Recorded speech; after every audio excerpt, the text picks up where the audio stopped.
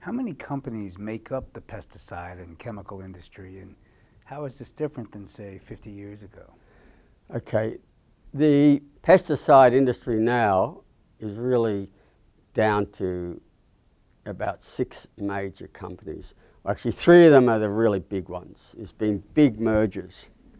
So Bayer bought Monsanto, ChemChina bought Syngenta, Dow merged with another as competitors.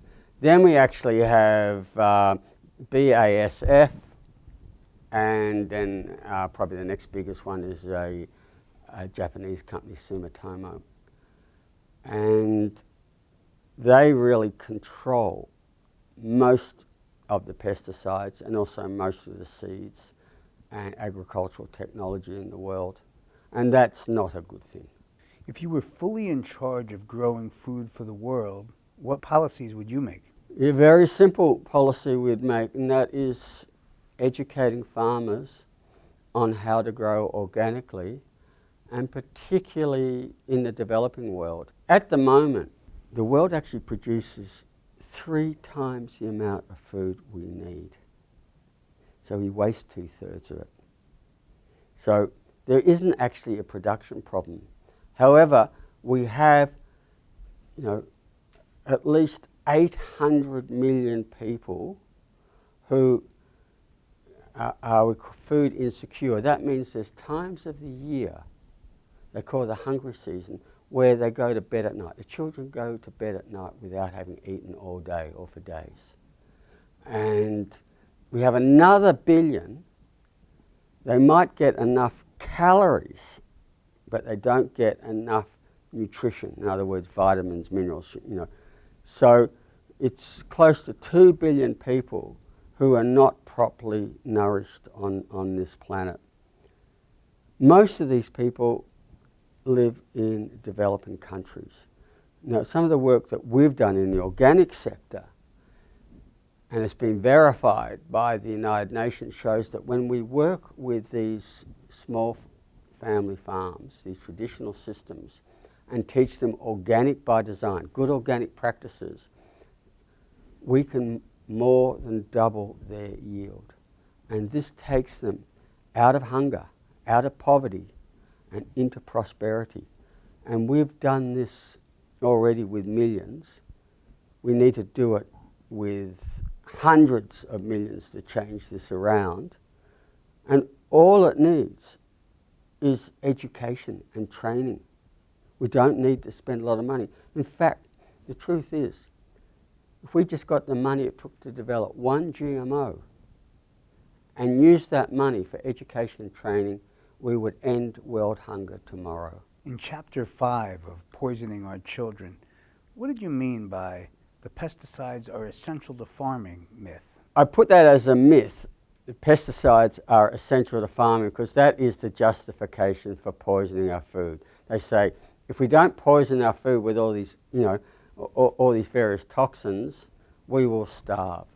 And that is a terrible myth. It's put out by the pesticide industry, but also by the various regulatory authorities when they approve pesticides. They say, look, farmers have to have this, otherwise they will have crop failure.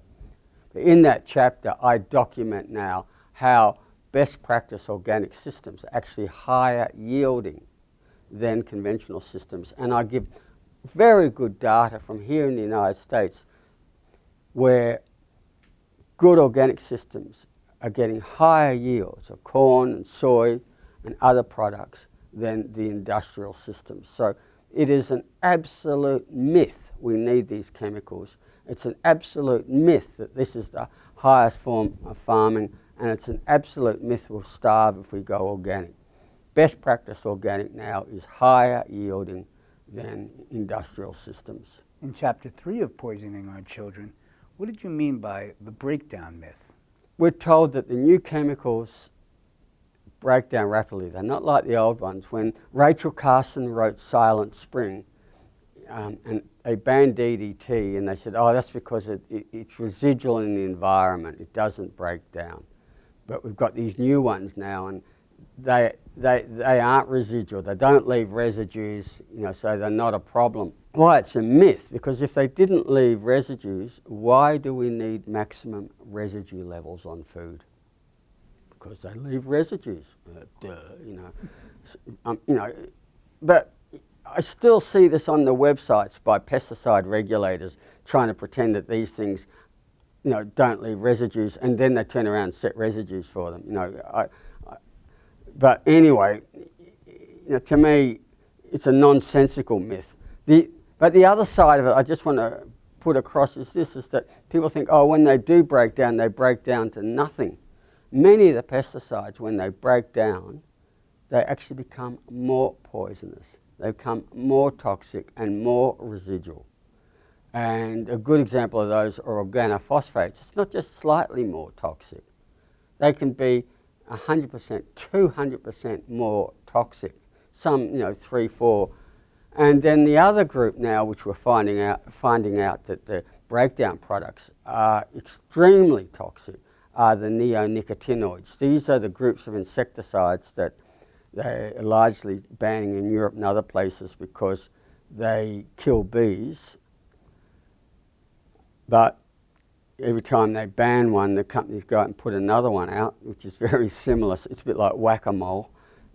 There's more out now than they have. You know, you ban one and 2 new ones come up.